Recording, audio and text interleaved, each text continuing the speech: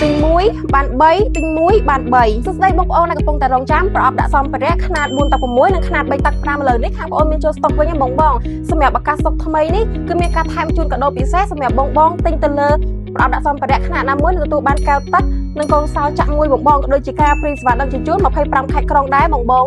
ទាំងអស់គ្នាសម្រាប់ស្តុកថ្មីនេះអ្វីដែលពិសេសគឺຂະຫນាត5 ទឹក3នេះតែម្ដងតែមានបងសួររកច្រើនមែនតើឥឡូវនេះខាងបងអូនបាននាំចូលស្តុកឲ្យបង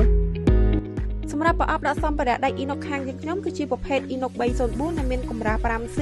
ដែលមានຂະຫນាត3 ទឹកកន្លះ 4 ទឹក 6 និងຂະຫນាត 5 ទឹក 3ដែលមានទទឹង 2 ទឹកកម្ពស់ 2 ទឹកសម្រាប់ប្រអប់ដាក់សម្ភារៈនេះគឺអាចដាក់សម្ភារៈបានច្រើនដូចក្នុងវីដេអូដែលខាងបងអូនបានបង្ហាញអញ្ចឹងបងអញ្ចឹងបងគួរតែមានប្រអប់ដាក់សម្ភារៈនេះមួយគឺងាយស្រួលណាស់សម្រាប់បងដែលមានសម្ភារៈគ្រឿងជីងច្រើនសម្រាប់ការទុកដាក់និងមានកន្លែងចាក់សោសុវត្ថិភាពបាននិយាយពីគុណភាពវិញគឺមានភាពធន់និងរឹងមាំនិងងាយជ្រះដែលអាចប្រើប្រាស់បានយូរឆ្នាំបងប្អូនអាចមើលជាក់ស្ដែងពីសកម្មភាពខាងក្រុមការងាររបស់យើងខ្ញុំធ្វើការឡើងតេស្តនិងជាន់ទៅលើប្រអប់ដាក់សម្ភារៈពីខាងយើងខ្ញុំបានជាក់ស្ដែងតែម្ដងបង